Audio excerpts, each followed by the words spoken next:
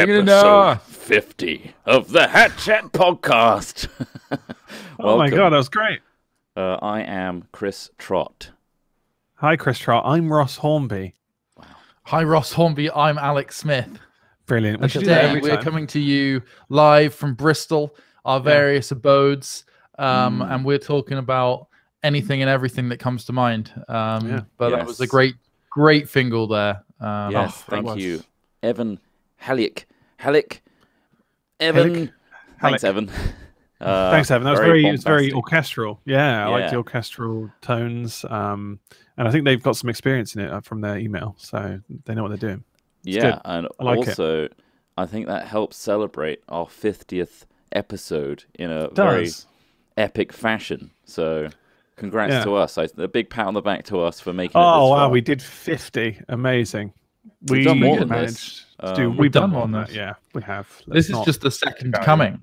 Yeah. It is a second coming. Do we get a third coming? Are we allowed a third? I imagine so. Depends how long the second coming goes for, I guess. And then I mean, that's a really interesting question, I think, because like in terms of like an audience studies kind of perspective of like how long will YouTubers who don't somehow fall into disrepute, which obviously is clearly a minefield, how long will that audience stick around? You know, because there's always going to be drop off. There's always going to be highs and lows in an audience, like, you know, in a person's audience share. But like, you know, there are people that stick around, and there are, you know, we definitely see that in the 10 years we've been doing this. There are people that stick around, and there's a core almost. And I just wonder whether, you know, like say in who knows, say we do go off and do other things for a while, and then in like 30 years time or whatever come back and go, should we talk about the things that we did in the last decade? Like I would hope there would be a core of someone that would listen to that, you know, because I think that that's kind of interesting to share as well. I think it depends. Like what were you, who were you watching, or if you were watching anyone 10 years ago on YouTube, and do you think you still watch them today? Is there anyone you literally just dedicated time to? Who would that be? Corridor Digital. Corridor Digital, or a form of. So Freddie W, those videos, you know, those guys helped with a lot of their videos and featured in them. So, and you know, I'm not religiously watching them, of course. However, yeah, I'm definitely picked up steam because they found a format which works for me and them clearly because they're doing really well. But so did you stayed watching them throughout, or you had a break and then saw they were doing I dabbled.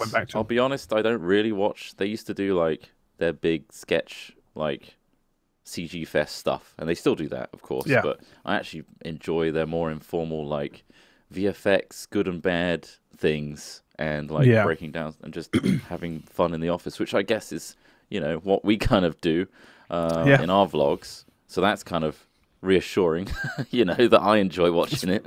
But yeah, I think going back to Smith's point in terms of like if we went away for 10 years and then came back, would there be someone? I think there would be, and then it just needs to gain enough traction to garner a new audience again, right?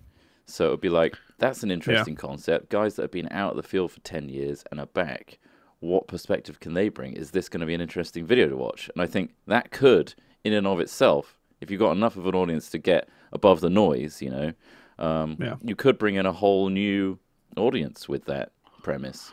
And I think that's why it's important to have like a varied and sort of interesting life as well, like in terms of to create, like that's something that I've noticed, like that I, you know, take pride in and appreciate about our job for the last 10 years is it's allowed us to have some amazing experiences and see and do some amazing things, and like just that perspective of like just, you know, being able to tell people stories about the stuff we've done and stuff is just really cool, you know, and like being like obviously you're always up against that. You don't want to sound sort of like braggy or anything like that when you show them, because obviously the thing when you tell a person you really care about or like or whatever a story, you kind of wish they were there as well each time, so you know you almost, you know, like, oh man, it was so cool, like I wish, you know, and so there's, for me, there's always this slight sort of sadness where it's like, you know, oh man, it was amazing, I wish you could have seen it. But anyway, that's kind of a strange sort of element to it, but you know what I mean, like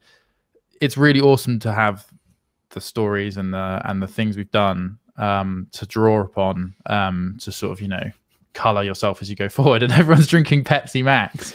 Yeah, we just realized.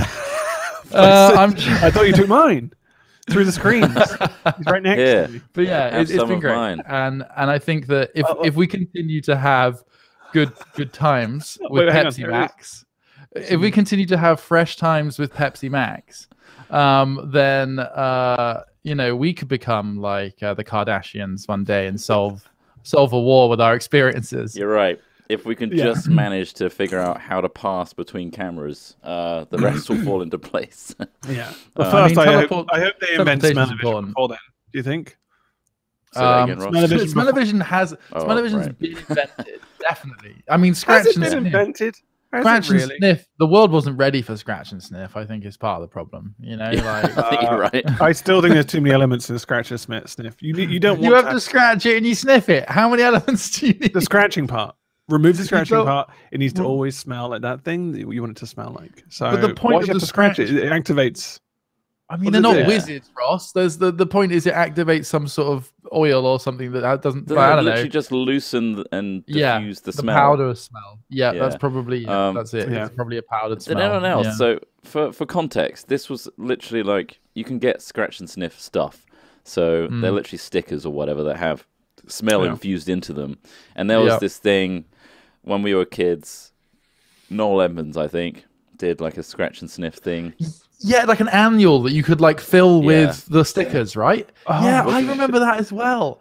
Wasn't it an event though? That sounds. I feel like I missed out now. FOMO. Was it like? I didn't have this either. My friend Mark had this at the time, and that's why I know about it. Okay. Well, either way, we all got this book, and you scratch the thing and smell along with what's going on TV. It's like, oh, we got oranges on screen. Yeah, and there was that.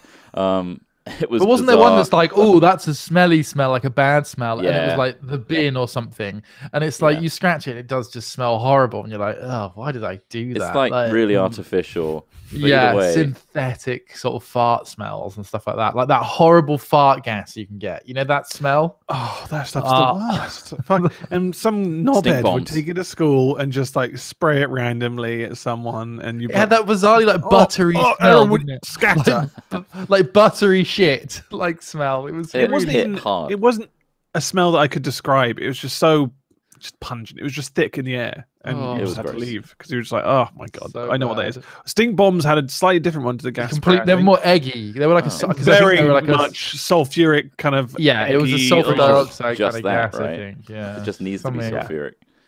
Yeah, or sulfur of some kind. Sulfur. Yeah. I never bought those as a thing or a prank or anything. Did you? No. Did you? I always resented them. Well, so I indulged. Oh, he did. Well, I mean, what did you do with them? Well, I was very responsible. I was like one of the nations with nukes that wouldn't use them. You know, like I had to have them. I have my store. Don't threaten me.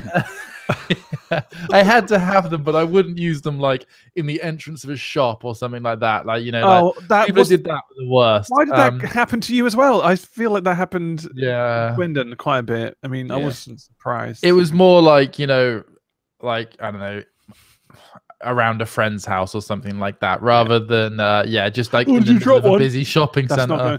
It's just the worst. Because the thing is, right, who benefits in that situation? Like, you drop it and everyone's like, oh, that smells, but like if anyone knows it's you, you'd be hated and you'd probably feel embarrassed. Or you get banned from like a mall, or anything like that. Like, you would just be told, well, you're not coming back here, and if we see you, you're going to be it's that voyeuristic, like onlooking like reaction, isn't it? It's like, oh, I get to see all of them like gagging and stuff. Yeah, but bear in mind at the time that there was happening, like for us or anything, people were doing that. Like, there were no cameras. People weren't filming this for a reason. They were just doing it just for laughs and stink bombing a fucking shop or something. And it's just like, what is wrong with you? I was a bit more sort of middle class in my like childhood terrorism years, where like me and my friends would bring back like tons of French bangers through the Channel Tunnel, and just set those just playing with fireworks was basically our thing. Oh my god, But oh my god, were they common theme for your childhood? Yeah. I mean, it's exploding exciting. Things. You pack a loose brick wall with enough of those big old French bangers, and we're talking the ones that are like cigar size here, like God damn, like a little bit smaller than the ones I used on that shoot we did for Heroes and Generals, whatever it was. The one where, not Block and Load. It was the one. Oh, it's one where Simon had it blow up in his hand. Yeah. So there was some bigger ones we had that day as well that are like this big. Anyway, a bit smaller than those. Sticks of dynamite. We used to like bundle them together and blow holes in my friend's probably quite nice wall. But at the time, you don't. As a kid, you just don't see it as that, do you? You just think, "Oh, there's a hole in that wall. I'm gonna try and make it bigger." We used to shove them down scaffolding tubes because God almighty, like honestly, it was a very satisfying sound, but obviously just also, Jesus, like is something gonna fire at the end? But that was fun to do as a young man. Yeah, I bet. But there you go. I mean, I didn't set anything on fire, so that's good. Well, yeah, I did. I did the napalm. I made napalm with kerosene and polystyrene, but that was more like young teens than like you know, in your tens and stuff like that. Do you remember setting fire to like your parents' my mate's back garden thing, Smith? Huh? And then it wouldn't go out. I remember that. Yes, that's when I was trying to make bombs, and that was when I was. But what I managed to make was incredibly fast burning. Basically, a really fast burning smoke bomb. It was potassium nitrate and sugar basically mixed together, and because one of them, so potassium. The reason that terrorists are always like. They were looking for fertilizer and stuff like that a lot, right? You'd always see like, oh, there's barrels of fertilizer have been found and all this sort of stuff. And you're like, what are they using fertilizer for? Basically, the fertilizers specifically are usually stuff like potassium nitrate, ammonium nitrate, and they're essentially an oxidizer. So they provide oxygen to a reaction, but in at a concentrated rate. So like instead of like with a fire that's burning, for example, there's oxygen in the air that the fire absorbs, and that's why if you add more oxygen to a fire, it grows because it increases the reaction. So this is like a powdered form of oxygen. So you mix that with an energy source. So in this case is sugar, and the sugar burns and creates essentially a fire, and then the potassium nitrate speeds up that fire and that burning because it adds oxygen to the reaction. So that's basically what you've created. You've created a really fast burning thing. And at the time, I didn't really want to like play around with like stuff in it. Yeah. That's just a chemical reaction. I'm not trying to, I didn't mess around with like stuffing it in pipes or anything like that. I didn't like try and make anything go bang. I was more sort of interested in seeing whether I could make it. And essentially what I was making was it came out as like this sort of caramel, because ultimately you've melted all the sugar down and you've mixed it at a low temperature without any naked flames or anything like that. Don't worry. Mixed it, and then I was putting it in these little tilly lamps, like these little metal, like I call them tilly lamps. You know the things you get from IKEA, like all the little like candles. Yeah. I think you basically. I just took the candle out of that and I had this little metal dish that I would then fill with this mixture and then put a couple of match heads in it to like for it to light. And then you basically just, because it takes a little bit of temperature and a little bit of heat to get going. So you need to sort of use, anyway, I'm not going to go into details. Anyway, I lit that and it would burn really quickly already. And it would chuck like tons of smoke out. And it's essentially just a smoke bomb. And it would just cut tons and tons of smoke out. But because of the rate it was like burning at, it would get real hot. So it would like completely melt like the metal dish it was in and everything. And it's just, it was cool. It was interesting. It was the thing is, right, all this is going on in Smith's head, this like chemist / scientist of like trying to like just figure out the science behind it all. And ultimately what I saw was Smith at the end point where the back dirt of his garden is on fire and you can't put it out. It's just like, look, the fire won't go out. And I'm like, is that a problem or is that... And ultimately, from my perspective, you're an arsonist. And you're just there like, look what I did. Yeah. And I'm like, wow. It's quite satisfying to see it work. It was exciting and terrifying at the same time. Yeah. Yeah. But no, I mean, like, and that was just like, my parents obviously didn't know about this. Although, like, some of the stories you hear your parents do are just crazy, aren't they? Like, some of the stuff your parents did when they were younger, like drink driving mainly, I think is the main crime of the previous generation is like, just mum and dad, and like, especially if you lived in a rural area, just the drink driving they did is just like, yeah, we drove them back. I mean, there was less cars on the road back then. I mean, maybe a more carriage as well. But yeah, there were less cars on the road, so it's like, goodness, no wonder that far back, mum and dad. Hard. Not that far back. You drank too much, clearly, as a kid. Yeah, it's. But I was surprised that as I think about 15-year-old, I could order potassium nitrate off the internet with a PayPal account. I was surprised I could order that. I must admit, that is an interesting purchase. Yeah, like I mean, not just maybe that. Else by would the way. be put on a watch list. I mean, I probably am. I might be, but like I don't know. Like, but like not just that. Like fuse, sulfur, like charcoal, all kinds of things. Like all kinds of things. As a 15-year-old boy, you can buy on the internet with PayPal. It was surprising. But hey, it was honest science. It was never used in anger. It was never used as an intention. It was, me just learning about chemical reactions. And also, I'd argue, gunpowder, one of the most important inventions of the last, well, not important, but certainly the most disruptive technologies of, the last 1,000 years. So like, I see it as I was learning, and it was exciting and interesting. And it turned me into somebody who I think likes that. And it taught me to think critically and taught me to try and understand things. Obviously I don't, I'm still a massive bigot, but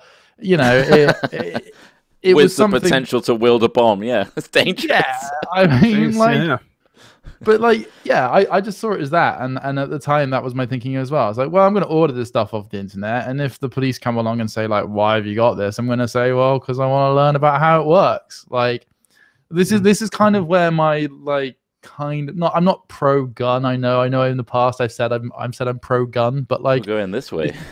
This just as a more like, my mindset kind of thing, like approach to a lot of things really. It is like we do a lot of things and we stop a lot of people doing things because of safety. And I get that. I understand that, like, it's hard not to have those things in place and stuff. But like, I do kind of see, you can see the sort of like, if a person isn't going to use something, in a illegal or immoral way, I do think we are just depriving people of understanding sometimes, or ownership or control over something that they, it's. Would you imagine they would probably suggest the counter to that? It's just a time and a place thing, or like, as in, you could do those things maybe in a safe environment rather than a garden where if there was more get accessibility, napalm on your next door's dog or something. You never know.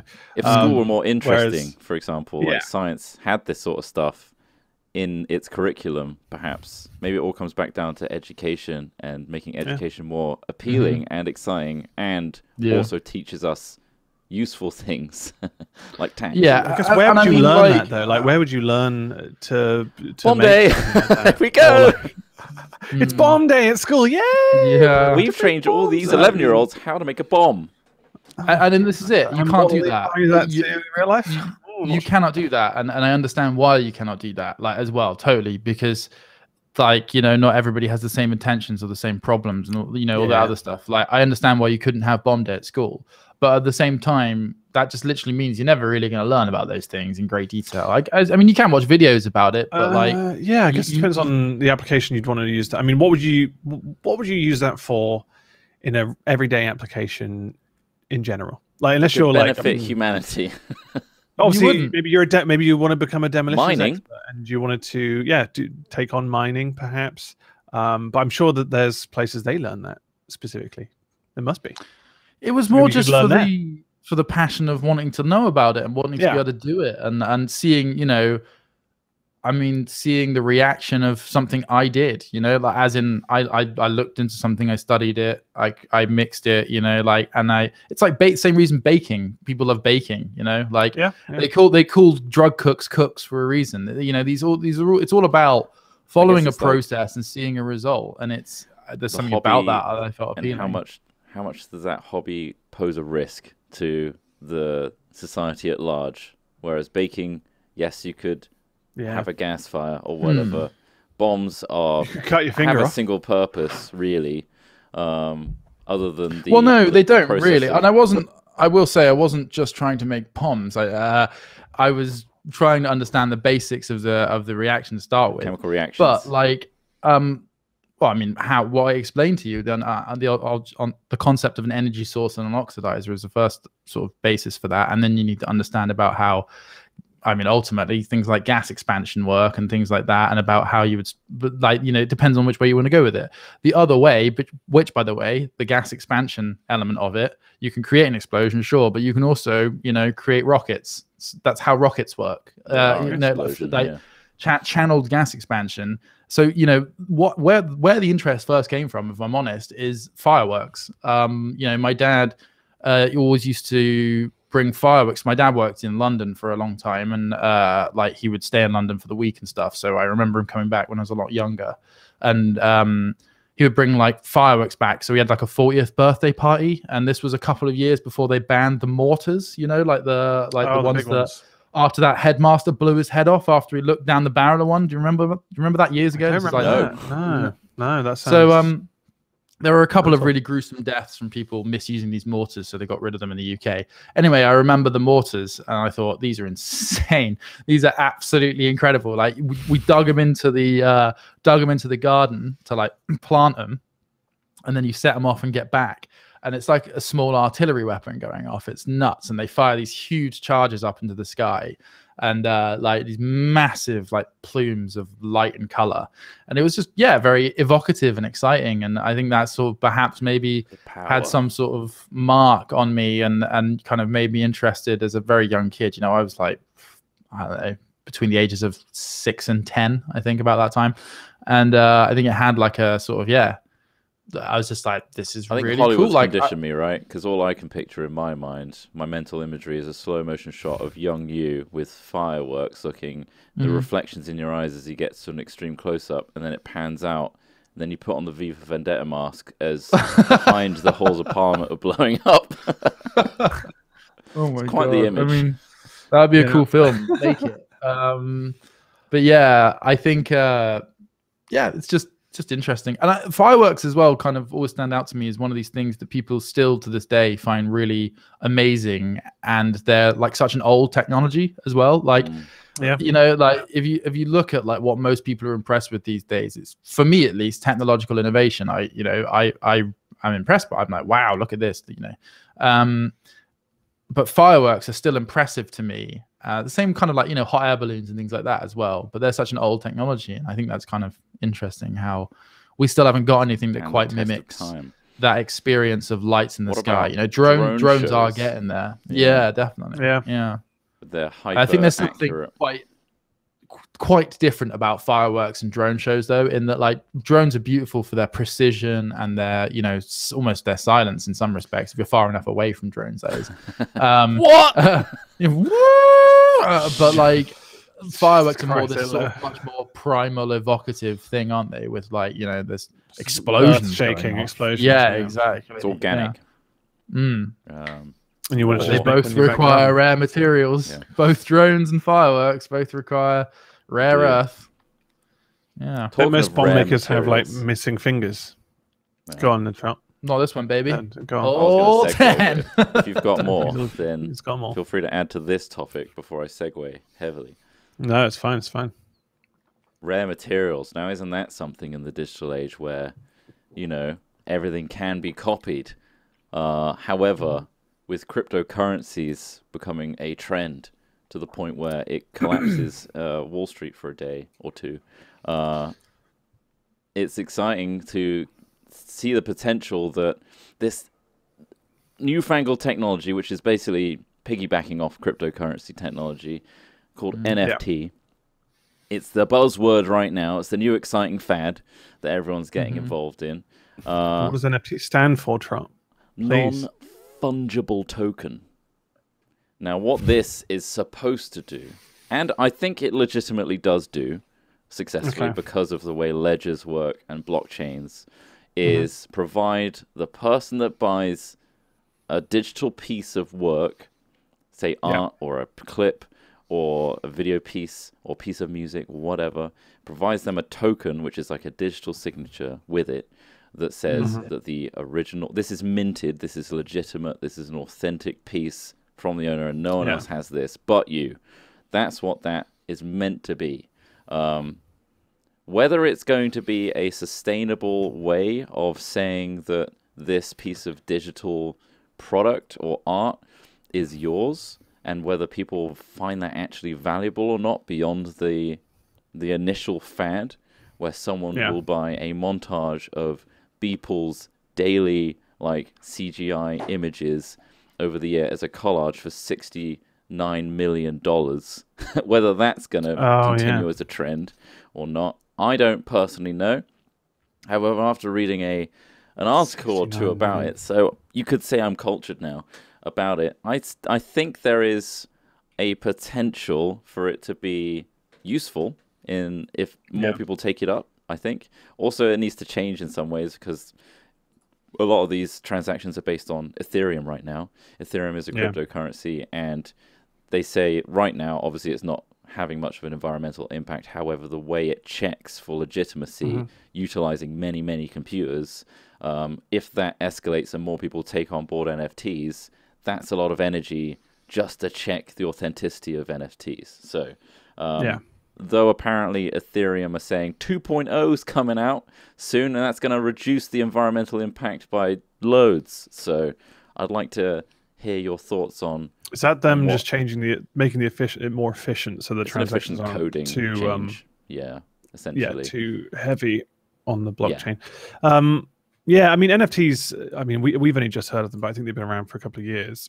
They're kind of like, it's a wild west, really, because someone could literally grab an image online, a famous one, put it up for sale. I don't know how you verify it, unless the person themselves have said on their own verified account that this product is they're selling it and it's their thing. I don't know how you verify it officially, but if you can literally pick up someone's piece of work and sell it again, there's going to be rights issues all over the place. So otherwise, that's danger, right? I imagine whoever gets ripped off supposedly is going to have to make an NFT just to block that person from ripping their content, or just denounce it on their public forum. Or denounce it. That's not my NFT. Don't buy it. Yeah, but the speed at which you can upload these things is just going to be fucking impossible. I think that's a really good point, Ross, and I think that that's a big issue. I think that one of the biggest challenges now is like everyone knows who Beeple is because that's the news story you're hearing all the time currently, right? And so you kind of know like, oh, this is a Beeple, but like, what's to stop? Like, if you see how easy it is to upload NFTs to marketplaces, it's super easy. What's to stop someone going, the first ever rip of Al Smithy complaining about NFTs, just putting this clip right now onto that and going, hey, and people might, see value in that. They might go, oh yeah, I think people in the future film fans will want this, so I'm going to buy that. And does that become in terms of like the community verifying it and putting money into it? Does that become a verified thing? But like as in, do I even get a say in that? Well, because the thing is, you would if you then denounced it, because then you'd remove the value from that product. If someone bought that in blind faith, thinking, this is Al Smith, he must have put this up, this is his work, so I'm going to buy it for £10 and see where that goes. And essentially, you can devalue it yourself, right? But that's only if you're trading, as in that's only if the value comes from the fact that you want it from the artist himself has uploaded it, right? So you're saying people will only care if it's a verified and uploaded by me item, but maybe it's not. Maybe it's something that a user has created, much like clip style channels right now, which take clips such as this one and put it on their YouTube channel. They may not be earning money from it, but it's still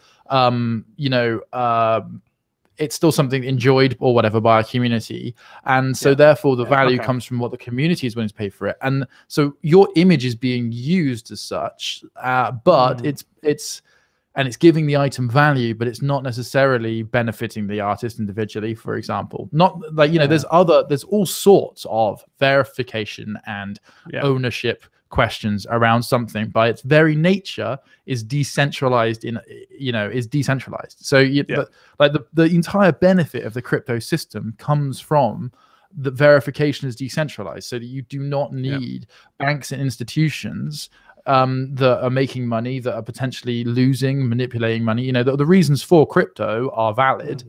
I think that this is currently enjoying a massive wave for one. I think that eventually the value of the system will emerge, but right now the only people NFTs are benefiting are people that want to speculate on them. So they will buy them because there are plenty of people out there with tons of fucking money, because we have such an unequal society. There are people that are playing with money in different varying scales. That's who are benefiting from this right now. And there are artists who've got on top of this hype train, much like if you bought any crypto in the early years, you will be benefiting now. But artists have an audience and a social media following, which they can then use to generate hype for this asset. This is all it is right now. In the future, it might be something that's useful for artists to verify ownership digitally. I think it's great for that.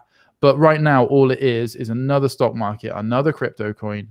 And everyone should just wait for the dust to settle, because right now, all it is are people with lots of money trying to make more money from other people with lots of money. That's all it is. It's like art in general, right? So the value of that piece of work is really dictated by it's an emotional whoever thing, holds right? whoever holds value to it. So if you could be like, I'd love to have, Jack Dorsey's first fucking tweet, which is a screenshot of his own tweet, which does sound really ridiculous, but the only value comes from, you're like, oh look, I'm going to buy it because it's that little stake of history. And it is literally for those individuals who are it's not a normal person thing, I don't think, really.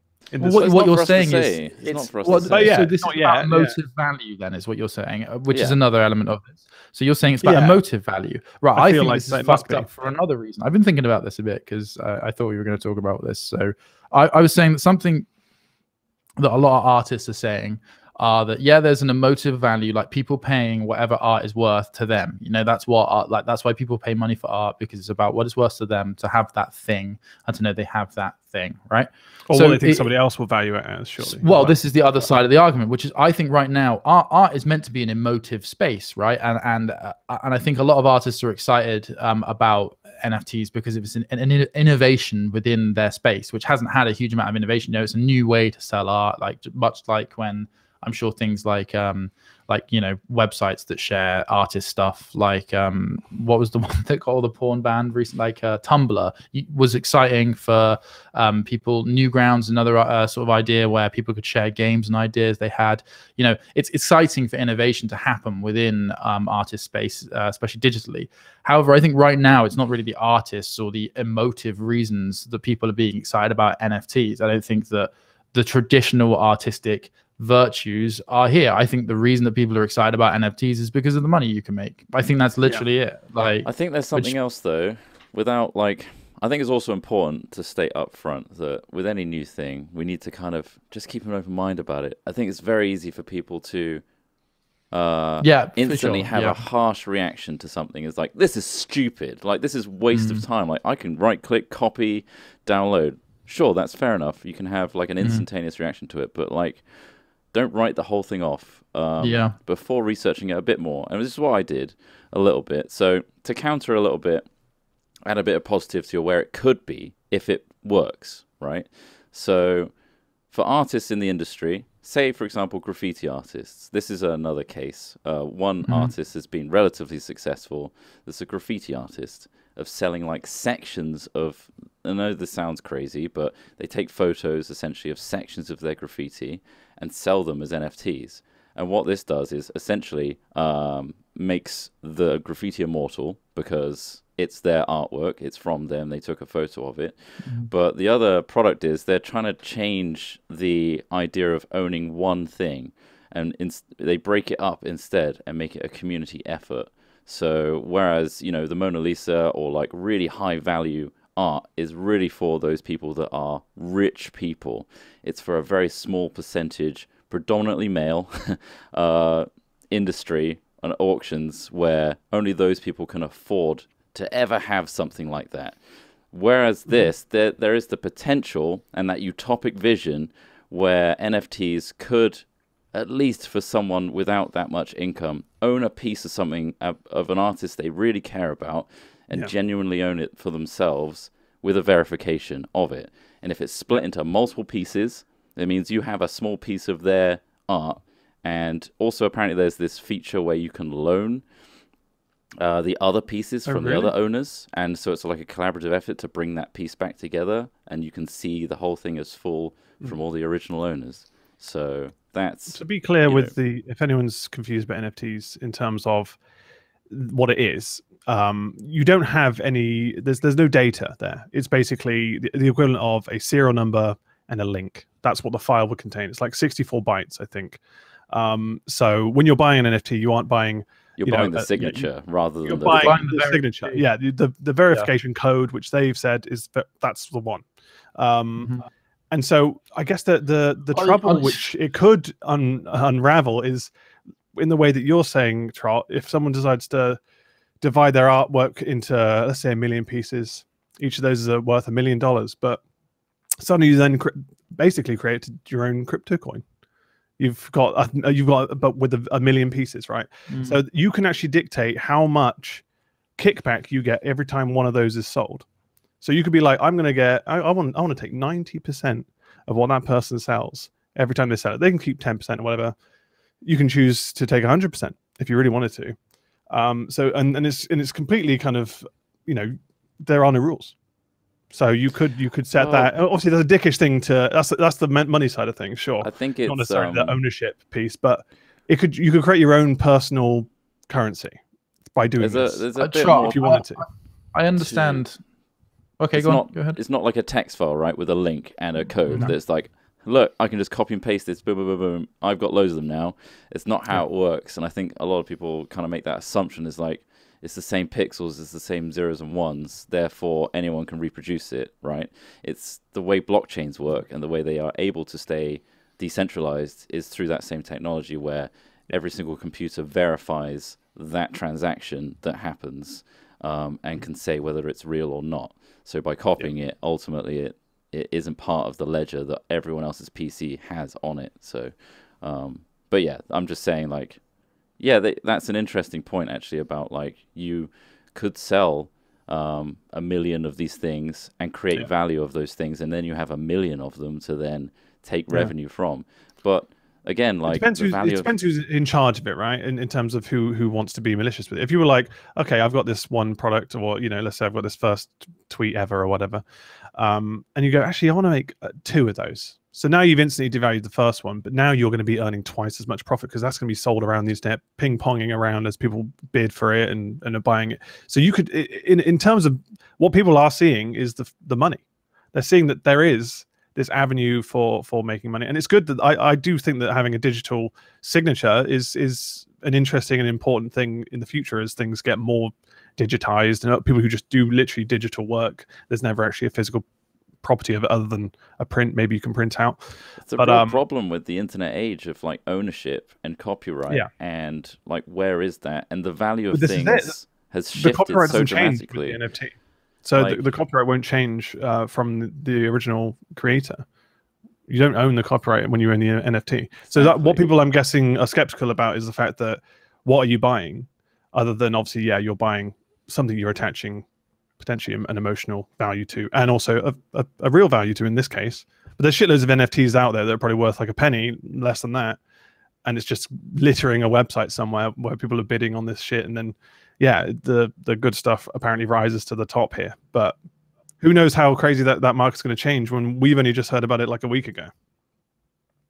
So I can tell you how much it's changed, actually. I was watching, I read something about it. It went from one of the main marketplaces, I can't remember the name of it, I don't want to name it really, but there was one of the main marketplaces went from 9 million in transactions in January to, I think, about 60 million in February.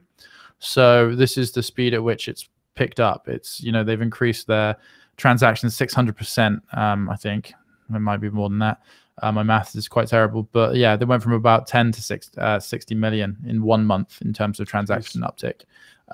So, I mean, this is a wave. I mean, I understand what Troy's saying, and I think there are some reasons for it. However, right now it's in a massive boom period, just like crypto, just like stocks and shares for certain stocks, certain meme stocks. Right now, people are at home this year. They haven't spent as much money. Or sorry, not everybody.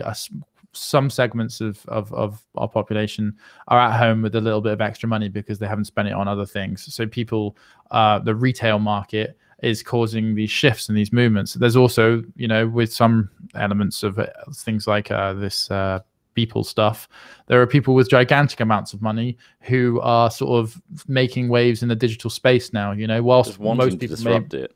Yeah, exactly.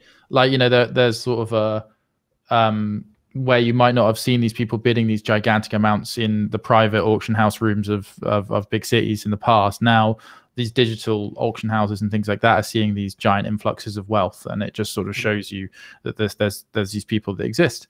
But I would say that, yeah, as most people, you know, like I think like I'm dabbling in meme stocks right now. I've dabbled in crypto, like, but you have to understand, like, I'm just saying I'm not like above it in some way. I'm not saying I'm above it, but it is literally gambling. It is speculative gambling. That is the only way to look at it, because right now, not necessarily. Yeah, but this is the honestly, I think NFTs and crypto are literally experiencing the same thing right now. Like, it's an exciting, potentially get quick rich scheme that is real and has reasons why it exists. However, the primary news and the main back and forth you hear about it are people making big amounts of money about it. That's why people are interested in it. If you ask the average person on the street if they'd be interested in owning a little bit of a photo of Banksy's thing on the wall, the only reason they'd be interested is if you told them that they could potentially make millions of pounds. Before that, they'd be like, no, thanks. I don't know. Like, well, I don't know, actually. Well, true. No, I think it is. I honestly, if it wasn't Banksy, I would agree.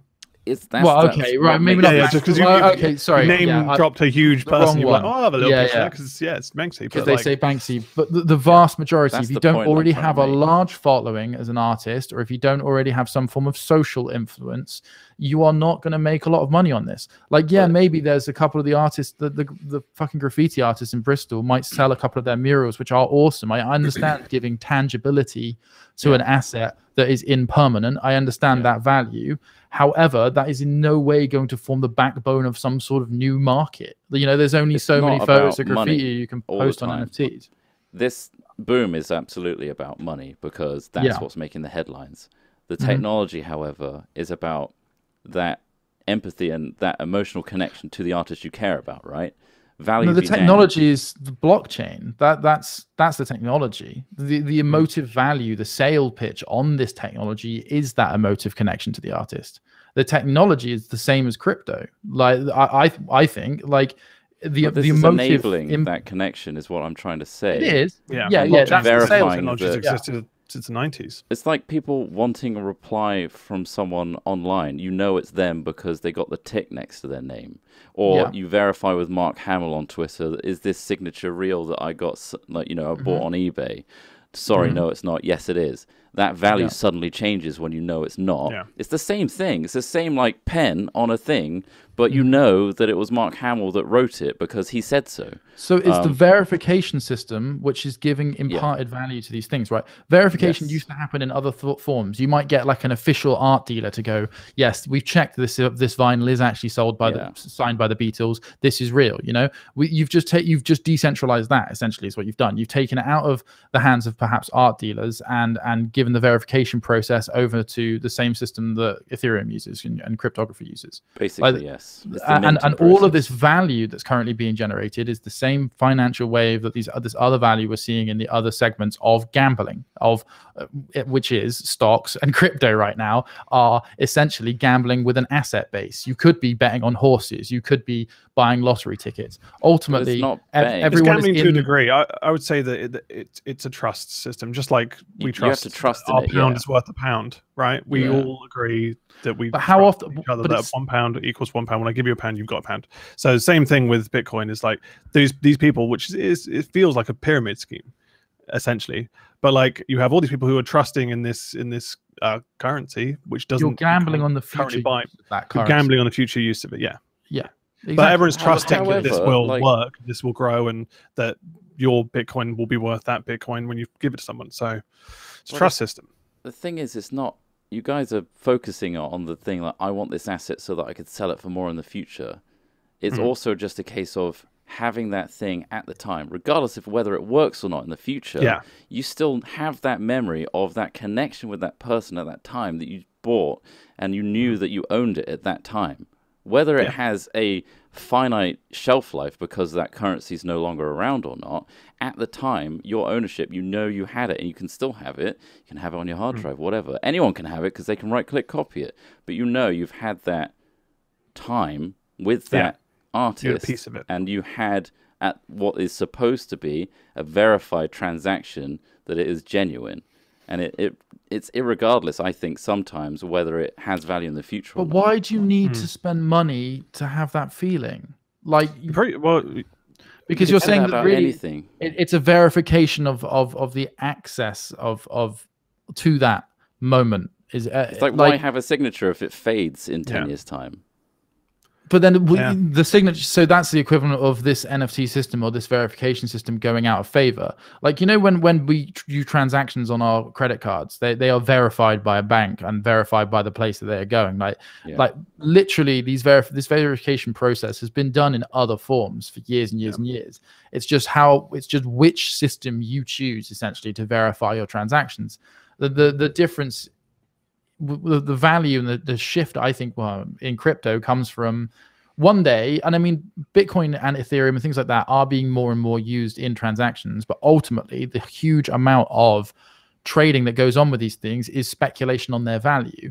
And what you're speculating on is one day well, hopefully what you should be speculating on is one day they may become the primary or legitimate form of commerce, and therefore whatever you end up getting for your Bitcoin will be worth a huge amount. You know, like one day we might be at a point where everyone's agreeing that one Bitcoin is worth a 4-bedroom house. You know, like that's kind of what you're hoping, and then so one day perhaps you can take your Bitcoin and buy that house, because you know, ultimately, unless you're turning that digital asset into something of use or of physical use, there's really nothing but speculation on its value to take from. That's the same perspective. I think that it's the same perspective. Like, I'm trying to get across the other perspective. So it's okay. So what value? It's like, why buy a Dota skin? But this is still a value argument. Okay, let's take money out of it then. Sorry, I understand what you're saying. It's a collectible.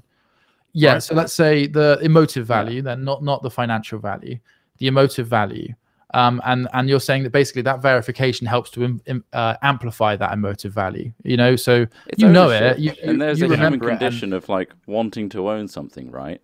And the more that feeling is genuine, the more you get out of it. So ultimately, if you can believe in that NFT being a secure system, that cryptocurrencies, you know, on a whole, they seem to be a secure system, right? That seems to work. If you pair that with then introducing art into it, and that's a more emotive thing, like what value does art have? What does this pixel compare to this one?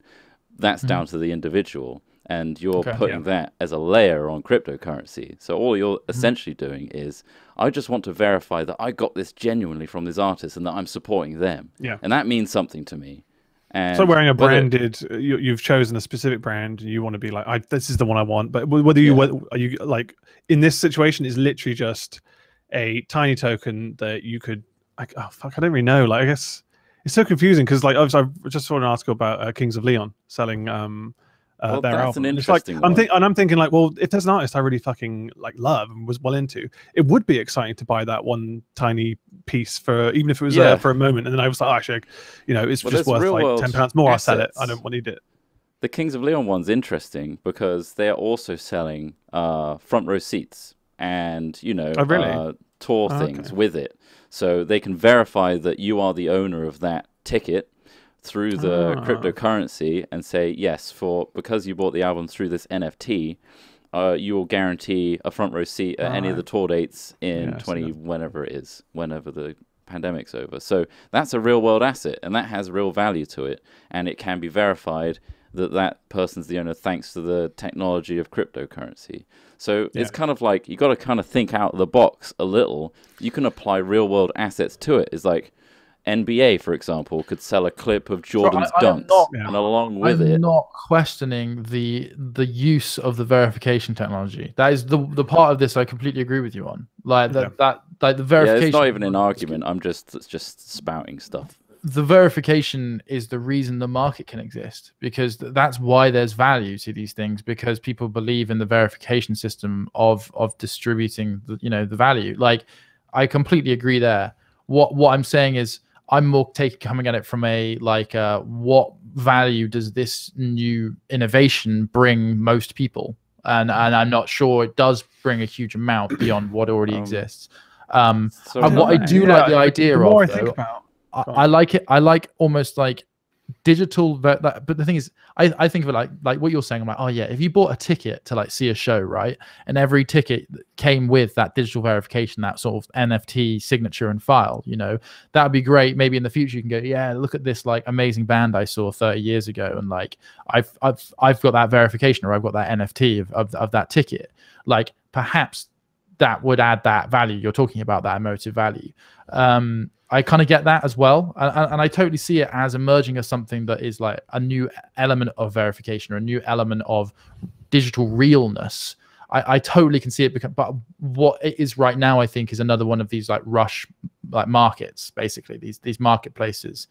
For scarcity to a degree, almost. Yeah. But in some instances, some of these artists have said that like the reason they've done it is financially based, in terms of they know that they'll get what their work is worth through doing this transaction, knowing that every time that's sold again, they'll get a little kickback. I mean, they won't be as brutal as 100% back, but like they get a kickback, and they know that okay, we're getting paid for our work now. We don't have to worry about Spotify's crazy percentages and stuff. And yeah, I can see in terms of that, but everything is open to abuse. So watch this space, I guess. Well, that's the thing. It's trying to decentralize abuse, particularly from big companies and publishers and Spotify's and YouTube's that say, we're going to take this revenue share and all music uploaded to this is going to get this percentage. Whereas if you decentralize it through cryptocurrency and NFTs, the power's back in the artist, right? So you can choose what percentage revenue you get from the transaction of the stuff you provide. You can set the price. It's kind of like Bandcamp as well, where it's like, I'm going to put my MP3s up here, and I'm going to choose this price. But even then, you've still got to turn the Ethereum into actual money, though. So it still will get a processing fee from somewhere like Coinbase. It still will probably. I mean, we are almost certainly going to see regular banks now charging fees more and more often for crypto, because like essentially what everyone will then do, Trot, is those artists, they won't go up and go, cool, I'm going to go and buy a load of stuff off the Silk Road, or I'm not going to go and use that Ethereum to buy something. They'll then get it turned into cash, and then they will then spend that US dollar or that GBP. And whilst, yes, it is great to see artists get more of a share, because apparently on average, artists only get about 12%. Even the biggest artists don't get only a 12% of the revenue generated by their art on average. Okay, so that's pretty terrible. It is definitely great to 100% establish systems that give artists more of a share of their money. However, what we're going to see a few of these artists like Kings of Leon. This is my prediction. See these people getting these few big hits. U2 will probably bloody do it as well. You know what U2 are like. You get these big hits, and then other artists will try and do it, but their label will say, you're not allowed to do it. You're not big enough to be able to just go, fuck it, I'm going to release my back catalog. They'll say, and if you want to do an NFT, we will do it for you, and we will take a share. And NFTs will just be contractually obligated for all small and medium musicians. I guarantee it. And it's just these big guys that will get these big early hits, because there's no way in hell that these record labels that have had a stranglehold for years and years and years, just like how GME got fucked by the hedge funds who, there's only so much money you're going to be allowed to make before these institutions will come in and stop it happening. That's why they're institutions. That's how they've existed for so long.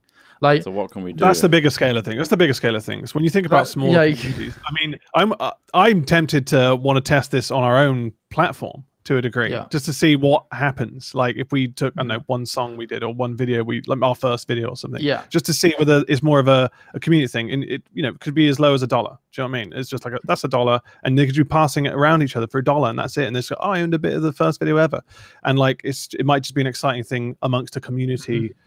For example, for sure. So on a small scale, I can see why that might be an appealing thing as a thing. Because how often can you get to own a piece of these things? When they are in a digital format, other than just printing or. You'd hope that like maybe cryptocurrency becomes a value that can translate to anything of value in the real world. That's the aim, right? Is ultimately there is an outlet for all these things. which don't have a processing transactional fee from banks, which have a stranglehold on currency as a whole. The point is for cryptocurrency to decentralize, to stop the banks getting involved. So that's the utopic goal. But the reality is what Smith says is it's got to go through someone. You've got all this Ethereum. Where's that going to go? It's going to go back to cash, and that's going to change the value of cryptocurrency. And banks are going to have bottlenecks in order for you to onboard or offboard that cryptocurrency. They're going to try and get in front of it because no one wants to let go of the power they wield, ultimately. Same with publishers. It's like music publishers aren't going to allow all their artists to suddenly NFT all their stuff. They're going to provide a nice system for you guys to put any of your albums on NFT. We'll take that revenue stream for you, though, and you guys will have a bit more money than Spotify would anyway. So, but then it could also go the other way and incentivize, I guess, making your own record label. Or there is a few NFT record labels if that already, which ultimately say we'll onboard this stuff for you, and there's a percentage fee there. But other than that, it's all fair game. You get to choose your price and everything. It's important to note as well that despite saying these things, despite saying like this will, trying to predict what will happen, trying to poo-poo it and things like that, if enough people participate, it will continue to It will continue to exist, and this is the truth behind a lot of financial institutions and money-making methods, really. Like until, even if it's stupid, it still makes money. Like the stock market, for example, is the same. It's the same with Dogecoin, things like that. The first line of the Coinbase Dogecoin description is this cryptocurrency was created as a joke. Like, it's a famous thing that people who like play the stock market and things say is it's not about sound financials. It's about how people behave with money, right? You can have a company that its end of year results are absolutely awful, but if enough people go, hey, do you want to just do this thing together, and then the people we don't tell about it will jump on as well and we'll make money from them, essentially is what pump and dumping is. And that will happen. And so this is why I say it's all ultimately gambling. I think it is, because there's this weird socio-financial element to all of these things where you're trying to work out the true value of something versus how the mob will behave, and ultimately those things don't always intertwine. So I'm fully prepared for NFTs to take off, become a thing, become an institution. That may happen. I still question, really, at the end of the day, when all that money is generated, how it is distributed, and if any of it is more fair or anything like that. I'm just entirely skeptical. It's just money by a different name, I think, in every form. Ultimately, but if it's a better process of having money, then I'm all for it. Rather than what decides what the pound or the dollar, etc. I think if there was just a global decentralized currency, is that better for everybody? Maybe. Yes. Frankly, it would be, I think. But then that's globalism versus non-globalism. And good luck, Trot, because America and the UK, they don't look like they're adopting globalism anytime soon. Oh, man. Still, I can be optimistic. That won't change the outlook. You can be, but ultimately, Trot, if you can be optimistic and you can be happy, then your best bet is to make as much money and get the hell out of all of it before it all comes crashing down. Like, it's more the idea of it is what I'm excited about, rather than like how can I cash in on this as best as possible. But it's a symptom of something bigger, though, Trot. I think it's a symptom of something bigger. It's a symptom of people desperately needing to find new ways to be wealthy because existing paths seem to close. And it's what's wrong with that? Because obviously, like in terms of everyone's taught to try and earn as much money as they can before they die, or at least to make themselves comfortable. If that was the way that you could do it, and that was a way around doing it through the older methods, why not? Because that is the antithesis to globalism. So Trot's rightly saying that we that's individualism. And whilst you cannot be blamed for wanting and having to do that, absolutely. There's a thing like the problem is, right, that all this risk and all of these worries are coming onto your shoulders now because the traditional, more secure ways that this market evolved and where this place came from are no longer available to you. So you're told that you should take all the risk, that you should fight, and if you don't, it's almost your fault. And I don't think that's true. And I think that's harming people on a big scale. And I think that's why, because you're having to adopt that mindset of individualism, that you have to make money, because if you don't, you're fucked. And that makes you this. We are not. I don't think we are naturally individuals. I think we are happiest when we are working together, when we're collective, when we feel like we're working to something that's better for all of us. It's a much better place. But the reality is everything works against exactly. you. Yeah, exactly. So and so about an entire systemic change rather than exactly. This is a method that someone could earn money from. I don't know. What I'm saying, I'm not saying about, because I know that entire systemic change is unrealistic and really, really kind of impossible perhaps to do in our lifetimes. But what I'm saying is it's about that balance between that trying to get enough to be happy and feeling as though, you are sound and comfortable, and then being happy as well. And so that's why I said to Trott, then if you can be happy and make money and then get out from all of it before it does tear you up, then that's what you need to do. Because honestly, the world is not the world, we are so stuck in that individualism that I think it's going to take longer than our lifetimes to get out of it. And I think that it's not good, it's not healthy for people. Is how I think. And it's sad, and it's really easy to talk about it from this point of view when I make enough money to live happily, and I know it, I recognize the hypocrisy of that. And yeah, it's like, because I mean, I know this, I don't know if this sounds related, but I'm kind of thinking, like, in terms of NFTs and like their exclusivity and stuff, it's almost like saying, like, well, why wouldn't you buy just a blank white t-shirt rather than a Patagonia t-shirt? Because you've set value to that. Because it makes you feel good. It's more expensive. It makes you feel good. So, like, in a way, that's what this also acts as. Again, we're back to the emotive element of what an NFT is to someone. If they're like, shit, for 2 seconds, I owned Kings of Leon's album, and when it cost 50 quid, that might mean shitloads to someone who really loves Kings of Leon. So, like, I don't know. But yeah, are we equating happiness and good feelings to monetary value? Like, we kind of are, and to a degree, yeah. But like, you're also saying I wanted to be a part of something. I don't think I am. Like, for example, you can't be part of it unless you can pay. Well, yeah, now you can't. Yeah, when the cost skyrockets, of course, yeah, you're out of it. But then you can't buy one of their original masters. And did you ever dream that you could? No, I didn't. I don't really care. Yeah, I mean, it comes down to whether you care about the system entirely. Yeah, absolutely. Yeah. Personally, I don't care. I and I think the vast majority of people won't care, and that's why I think this is just a vehicle for the rich to speculate and create ridiculous shows of how uneven everything is. But when you buy certain clothing, you aren't looking for a fake of that clothing. You're looking for the original, aren't you?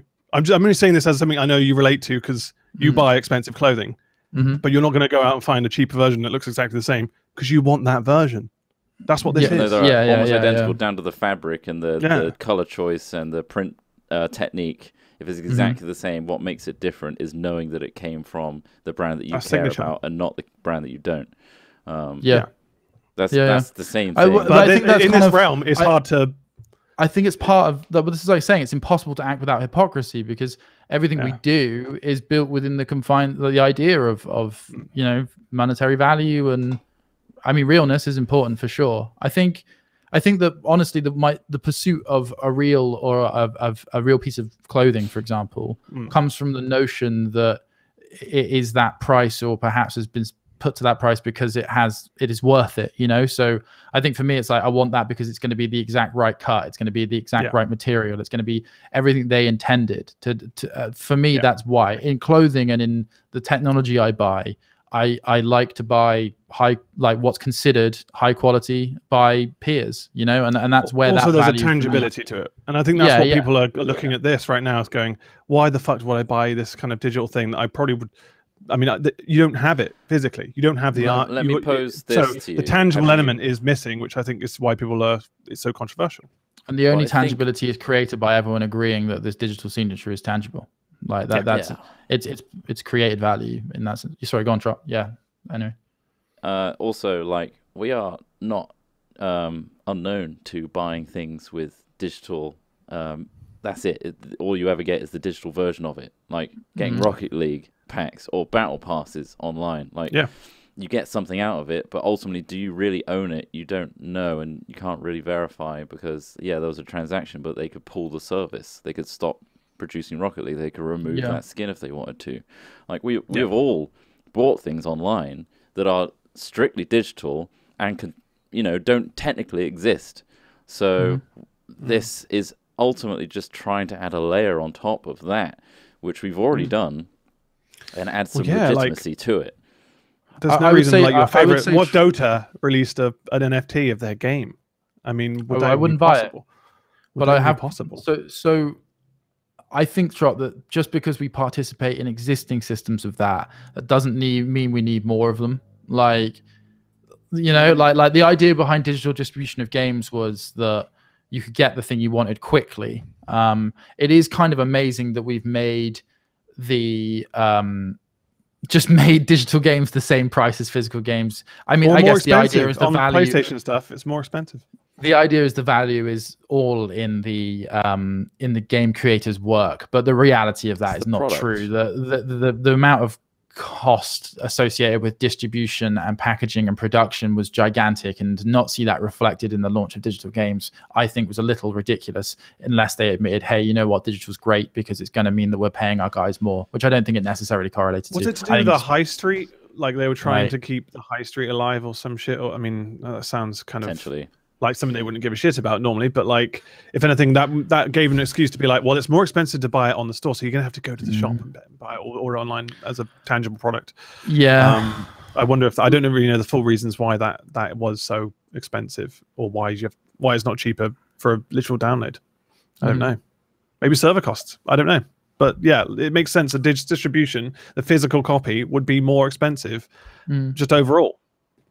I think because it's hugely more expensive to distribute. Ultimately, the dream, right, is for the producer of that piece of work to verify that their transactions are authentic and add value to that transaction, so that the customer can both get something from it, but also the artist that deserves that money gets it. Sure, you can copy and paste and pirate and all that kind of stuff, but if you can add value to the authentic version of that so that they don't pirate it or copy and paste it elsewhere, instead they'd rather have this version of it because it's verified and you can add more features to it.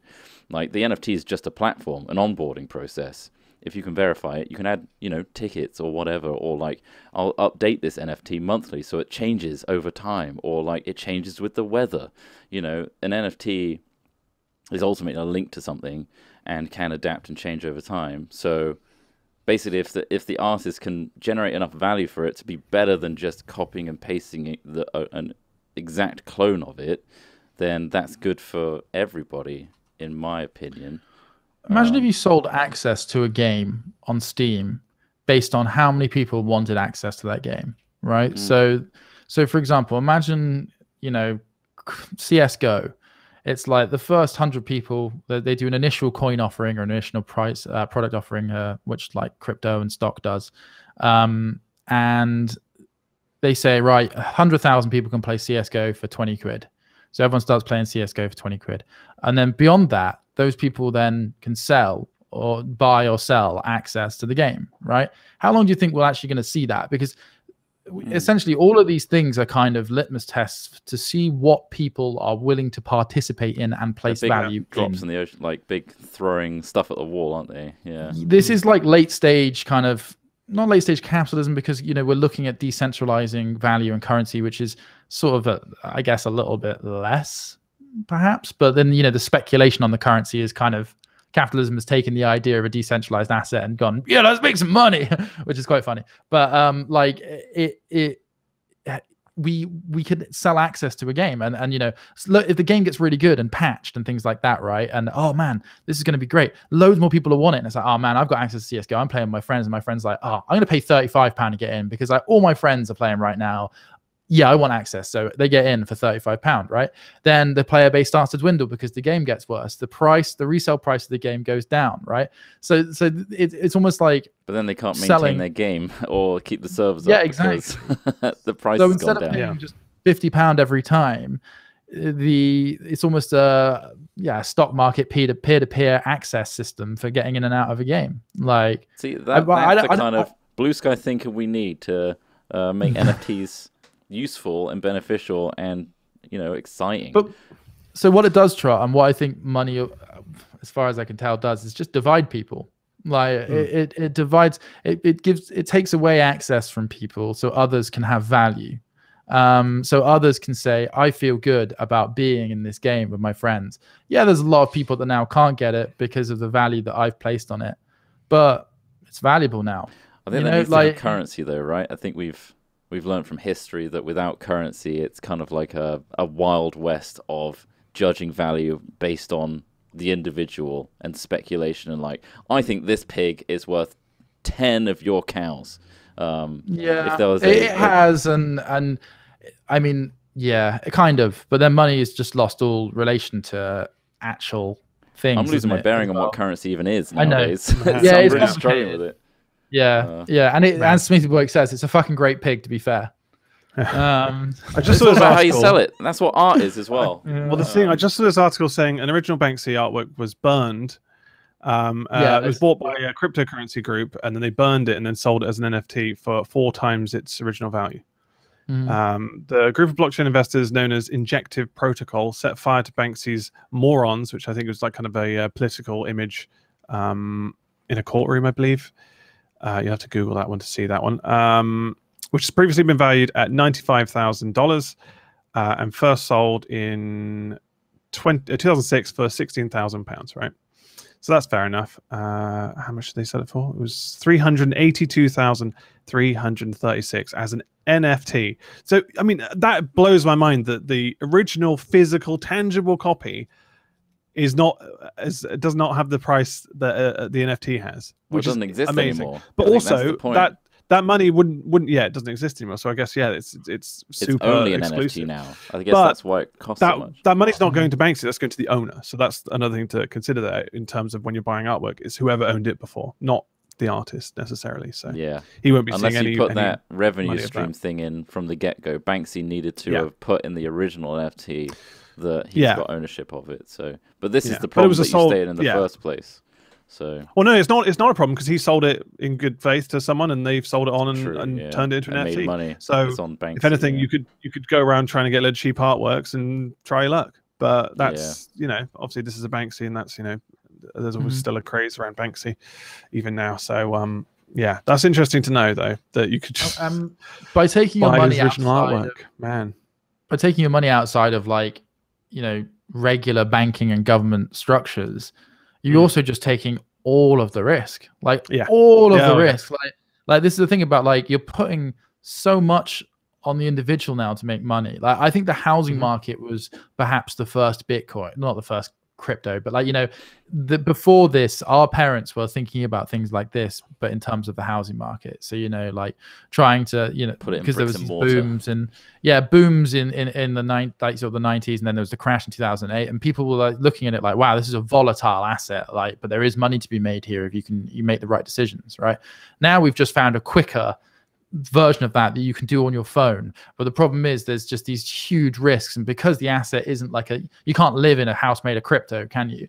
There is this just gigantic risk associated with it, which is crazy for a lot of people to take on board. Lots and lots of people are getting into crypto, and their finances are completely unprotected from people who are getting better and better and better at online crime. It's crazy. If you think about not the average person, but you think about when you see a person getting into crypto because they've heard it's a great investment, how open they are to those people who are excellent at cybercrime, really, really good at it, really good. And so as these markets are becoming more and more retail, more accessed by the average person, I mean, god damn, if Apple products were anything to go by, my nan's got an iPad, God help her if she ever gets into crypto, oh boy, I think that undersells how secure crypto can be, though.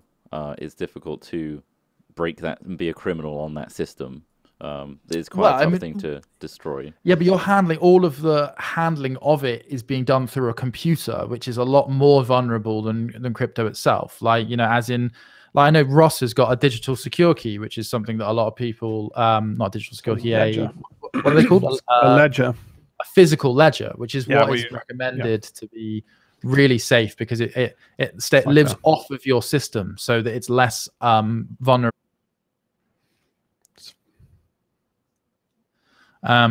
So, you know, there is that element of it too, is that you have to still get pretty teched up, pretty knowledgeable to deal with this financial system, which, over the many generations, our banks have, you know, prevention schemes and securities in place. Like, there's no fraud team for, you know, Ethereum. Yeah. If you lose it all, you know, you can't call them and say, like, I'm paying you a bit of a fee here. Can you, like, give me my Ethereum back? Because that was not a good transaction. There's nothing like that in place, which, you know, the banks have a one-up on is security.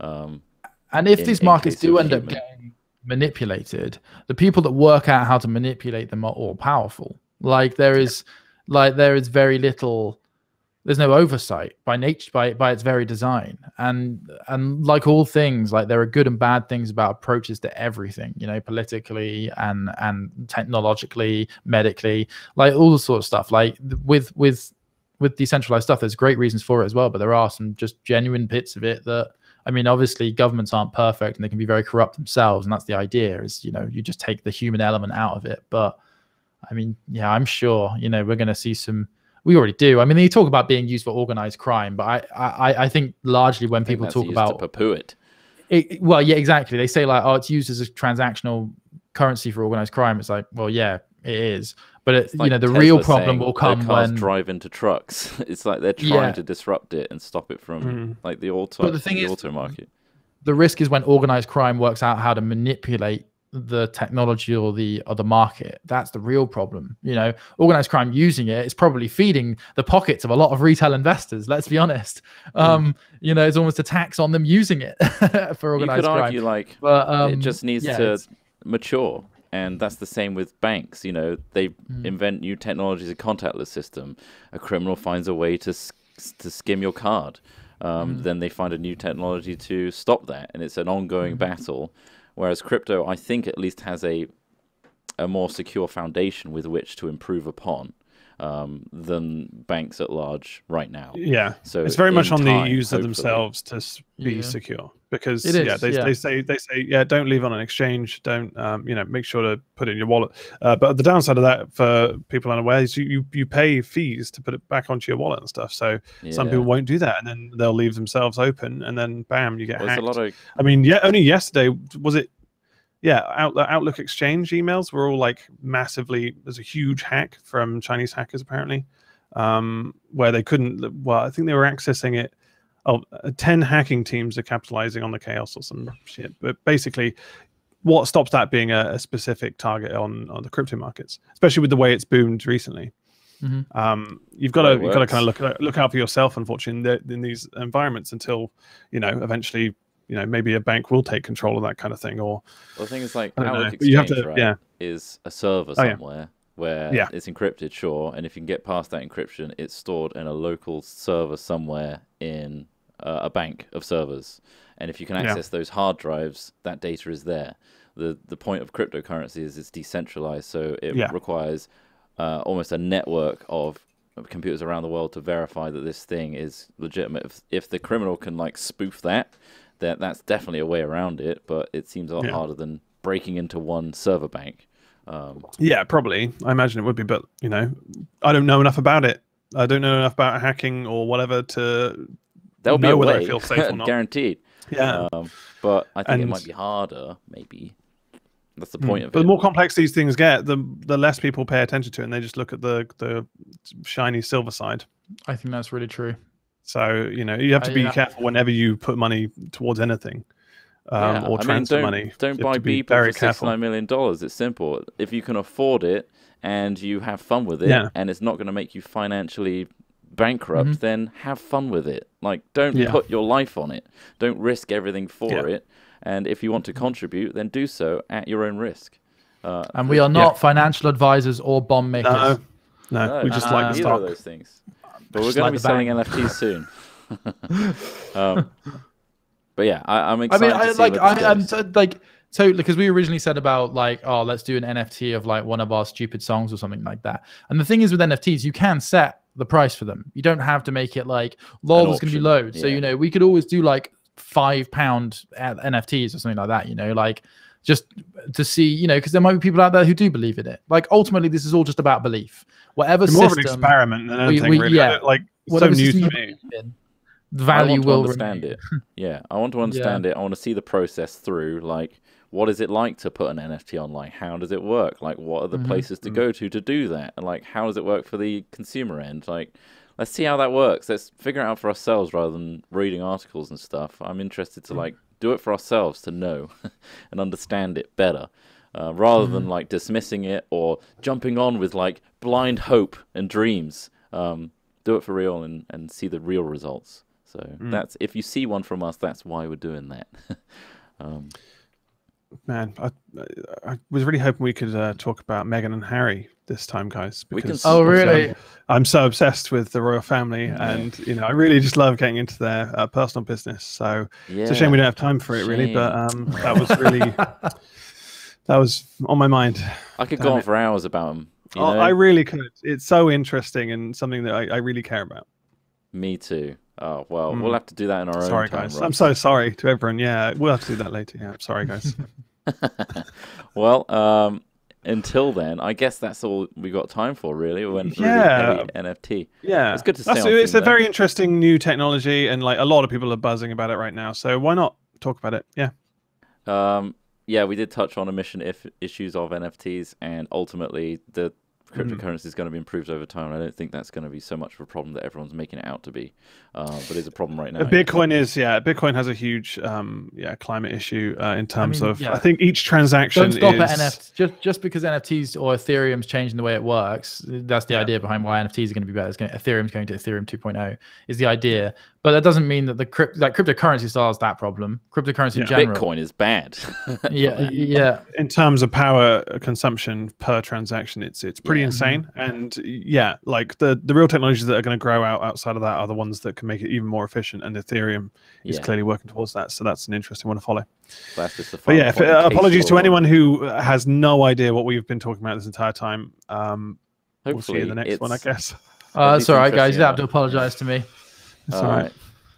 It sounded like you know what you're talking about. I've been talking about this whole time. Oh man, he got us again. Well, if you know what you're talking about and you really have financial success in your life and you've got a bit to spare to make sure Hat Chat keeps going, well, there's a Patreon for you, patreon.com/hatfilms. There's no weird cryptocurrency. Use your real cold, hard cash to support us. Keep it going. I'll be honest, though, I would accept cryptocurrency. If there was a way for us to take cryptocurrency, we'll take a Bitcoin or two. I don't know if there's a thing we could do or sign up for, but the way it's going... And hey, if you're not selling music as an NFT right now, why not send it in for free to our Fingal email, hatchat@hat-films.com, and we'll feature it potentially in a future Hat Chat if it's awesome. Well, there's nothing stopping them from making an NFT of it.